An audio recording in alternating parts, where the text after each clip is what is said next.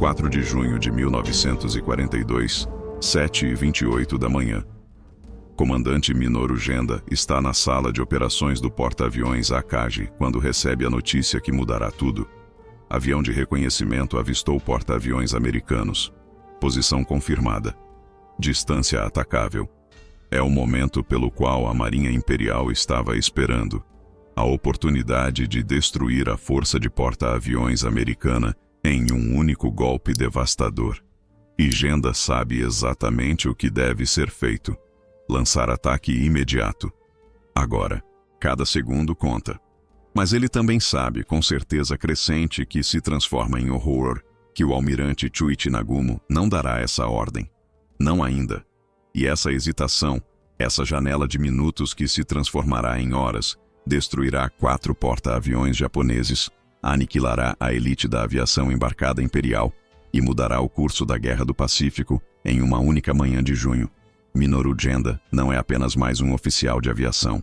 Ele é um dos principais estrategistas aéreos da Marinha Imperial Japonesa, um dos homens que planejou o ataque a Pearl Harbor, que desenvolveu táticas de emprego massivo de aviação embarcada, que transformou a doutrina naval japonesa de batalhas entre encouraçados para domínio através de porta-aviões. Ele entende aviação de uma forma que poucos oficiais entendem. Sabe que velocidade é tudo, que hesitação é morte, que quando você detecta porta-aviões inimigos você ataca imediatamente com tudo que tem disponível, porque cada minuto de atraso é minuto que o inimigo usa para se preparar, para lançar suas próprias aeronaves, para posicionar defesas.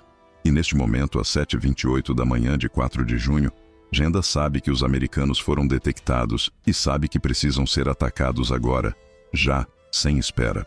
O problema é que o Akagi, junto com os outros 3 porta-aviões da força de ataque, Kaga, Soryu e Hiryu, tem seus convéses cheios de aeronaves armadas com bombas terrestres.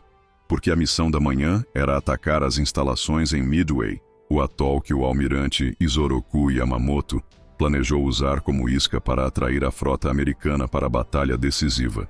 A primeira onda de ataque já foi lançada contra Midway, e essas aeronaves no convés estão armadas para uma segunda onda contra alvos terrestres, não contra navios.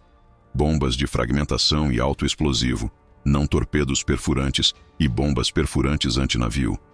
E Nagumo, quando recebe o relatório de reconhecimento sobre porta-aviões americanos, enfrenta dilema impossível.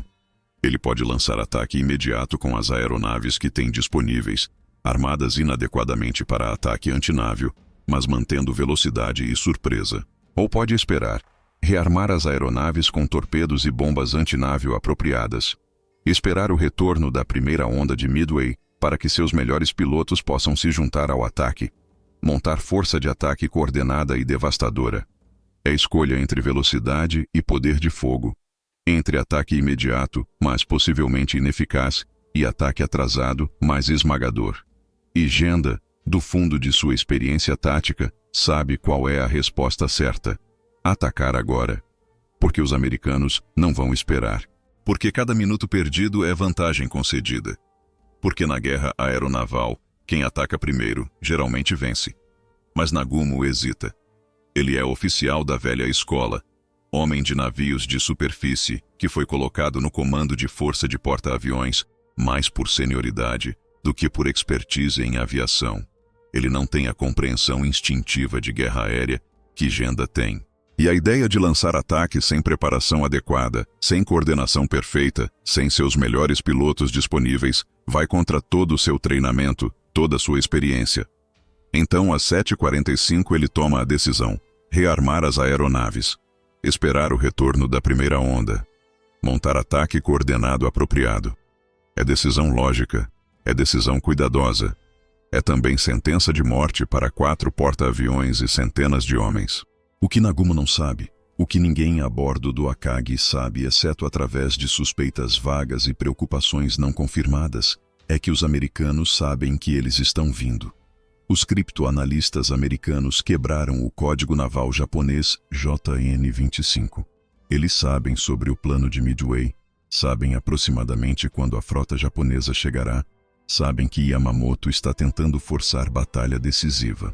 E o almirante Chester Nimitz, comandando as forças americanas no Pacífico, posicionou seus 3 porta-aviões disponíveis, Enterprise, Hornet e Yorktown, em emboscada perfeita a nordeste de Midway. Os americanos não estão sendo atraídos para a armadilha. Eles montaram a armadilha e estão esperando pelos japoneses com tudo que têm. Então, enquanto Nagumo ordena rearmamento, enquanto equipes de hangar no Akagi e nos outros porta-aviões começam um trabalho frenético de remover bombas terrestres e carregar torpedos e bombas antinavio, enquanto cabos de combustível são conectados e desconectados, enquanto munição é movida através de convéses abarrotados, os americanos já estão lançando seus ataques. Bombardeiros torpedeiros TBD Devastator decolam dos porta-aviões americanos. Bombardeiros de mergulho SBD Dauntless seguem. Caças F-4F Wildcat fornecem escolta. É força de ataque massiva, coordenada através de 3 porta-aviões, lançada no momento exato em que os japoneses estão mais vulneráveis. Genda assiste o rearmamento com ansiedade crescente que não consegue disfarçar completamente. Ele sabe que estão perdendo tempo precioso. Sabe que os americanos não vão esperar educadamente enquanto o Japão se prepara. Tenta argumentar por lançamento imediato, mas é ignorado. A decisão foi tomada. O rearmamento continua. E os minutos passam. 8:0, 8:15, 8:30. Cada minuto é eternidade tática. Cada minuto é oportunidade perdida. A primeira onda japonesa de Midway começa a retornar, baixa em combustível, algumas aeronaves danificadas, precisando pousar imediatamente, o que adiciona mais confusão aos convéses já abarrotados. Aeronaves precisam ser movidas, espaço precisa ser criado para recuperação. O rearmamento é interrompido temporariamente. Às 9:20, relatórios chegam sobre aeronaves americanas se aproximando. Torpedeiros. Os porta-aviões japoneses manobram violentamente, lançam cortinas de fogo antiaéreo. Os Devastators atacam em ondas, baixo e lento, alvos perfeitos para caças zero e para artilharia antiaérea. Eles são massacrados. Dos 41 Devastators que atacam, 35 são abatidos sem conseguir um único acerto de torpedo. É vitória completa para as defesas japonesas. É também distração perfeita, porque enquanto os zeros estão em baixa altitude abatendo torpedeiros, enquanto toda a atenção está focada na ameaça ao nível do mar, ninguém está olhando para cima. Ninguém vê os bombardeiros de mergulho SBD Dauntless chegando de alta altitude, posicionando-se perfeitamente sobre os porta-aviões japoneses. Às 10:22, os Dauntless mergulham. É ataque coordenado através de múltiplos esquadrões, timing quase perfeito, execução cirúrgica. O Akagi, navio almirante de Nagumo, convés cheio de aeronaves rearmadas e reabastecidas, é atingido por múltiplas bombas. Uma penetra o convés de voo e explode no hangar entre aeronaves carregadas com combustível e munição. A explosão inicia reação em cadeia. Combustível se inflama. Torpedos detonam. O Akagi se transforma em inferno em segundos. Genda, na ilha de comando, sente o navio sacudir violentamente sob seus pés. Fumaça preta engolfa tudo. Ele corre para o convés e vê o pesadelo se desenrolando. Seu navio está morrendo. E não é só o Akagi. O Kaga é atingido por pelo menos 4 bombas. Explosões rasgam através dos hangares. Incêndios massivos eclodem instantaneamente. O Soryu recebe 3 impactos diretos em rápida sucessão. Cada bomba perfura o convés de voo e explode entre aeronaves armadas e abastecidas. Em menos de 5 minutos, 3 dos 4 porta-aviões da força de ataque estão em chamas, explodindo continuamente. Suas equipes de controle de danos lutando contra incêndios que não podem ser controlados. O único porta-aviões que escapa do ataque inicial é o Hiryu, operando ligeiramente separado dos outros 3.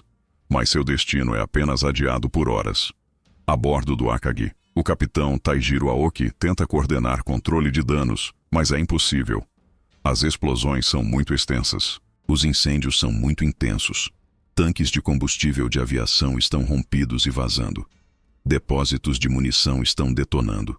Homens morrem aos 10, aos 20, queimados vivos, asfixiados por fumaça, esmagados por explosões. Às 10:46, apenas 24 minutos depois do primeiro impacto, Aoki ordena abandono do navio. Nagumo é transferido para um cruzador, atordoado, mal processando a velocidade com que tudo desmoronou. Genda vai com ele, assistindo o Akagi morrer enquanto o cruzador se afasta. Do convés do cruzador, eles assistem os 3 porta-aviões queimarem. O Kaga, atingido por explosões massivas de seus próprios depósitos de munição, afunda às 19h25 depois de queimar o dia inteiro. O Soryu, com incêndios incontroláveis, é abandonado às 18h45 e afunda às 19h13. O Akagi queima através da noite.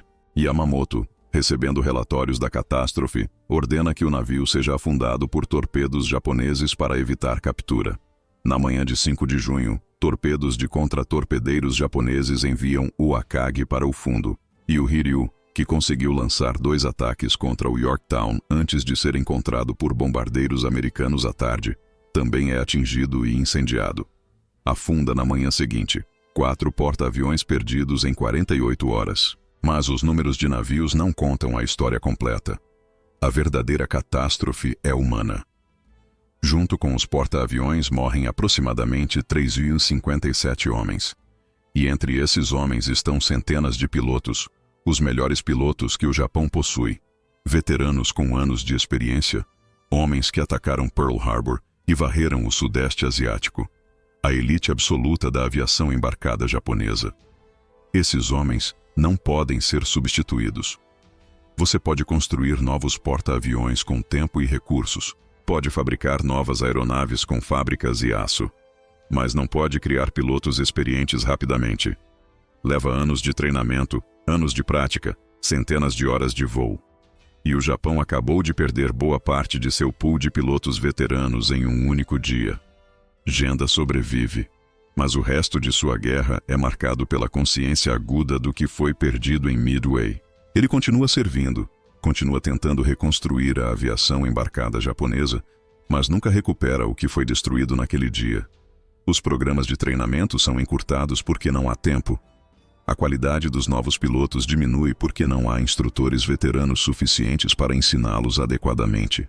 E cada batalha subsequente sangra mais veteranos que não podem ser substituídos, criando espiral descendente que culmina no massacre do Mar das Filipinas 2 anos depois. A hesitação de Nagumo às 7h45 da manhã de 4 de junho abriu janela de 1h30 que os americanos exploraram perfeitamente.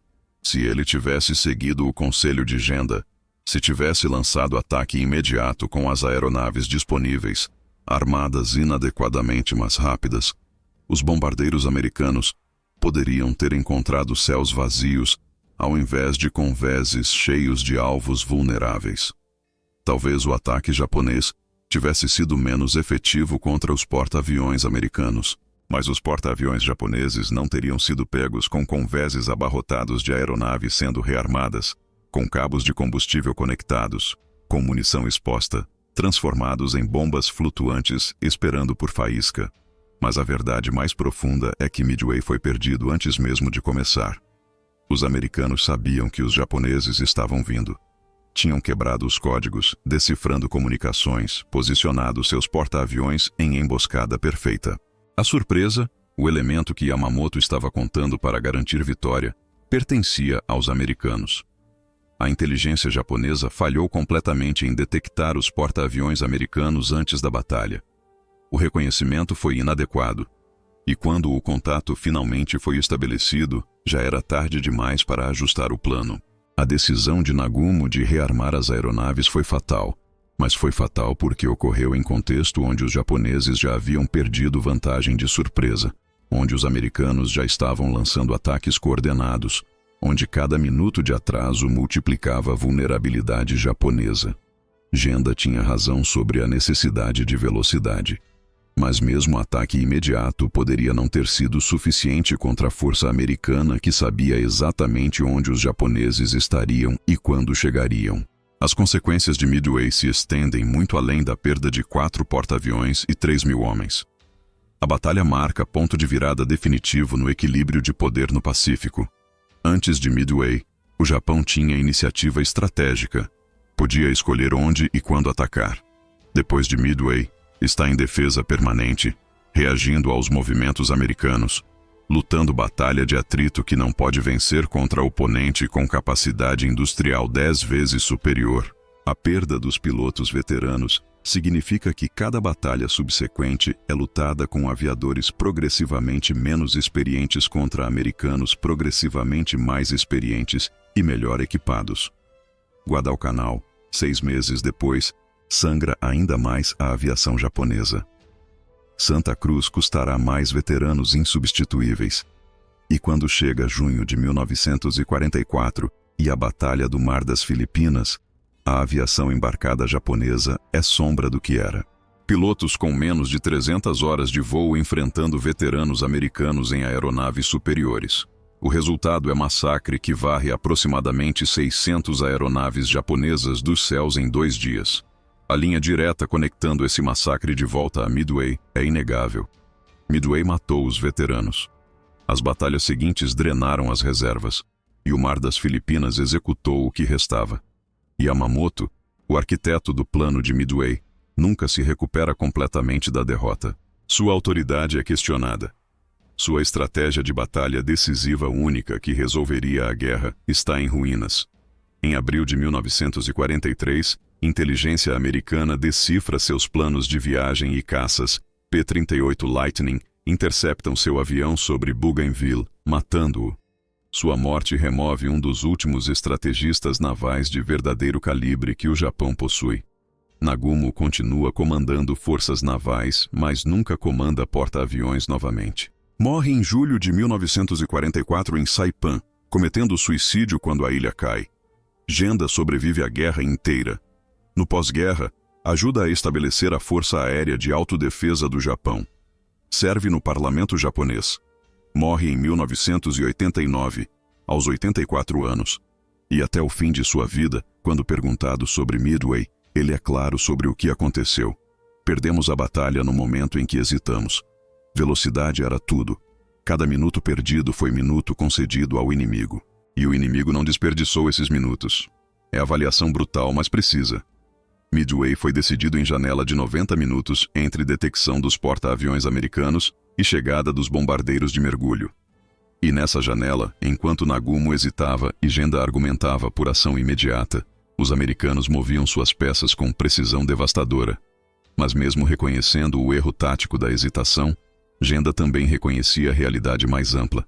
Os americanos sabiam que estávamos vindo. Eles nos esperavam. Tinham quebrado nossos códigos. Não importa quão rápido tivéssemos reagido, eles tinham vantagem de conhecimento. E na guerra, conhecimento é frequentemente mais importante que velocidade ou poder de fogo. Os japoneses entraram em Midway, esperando emboscar os americanos. Descobriram tarde demais que eram eles os emboscados. E quando você está em emboscada preparada por oponente que sabe seus movimentos antes que você os faça, suas opções táticas se tornam muito limitadas muito rapidamente.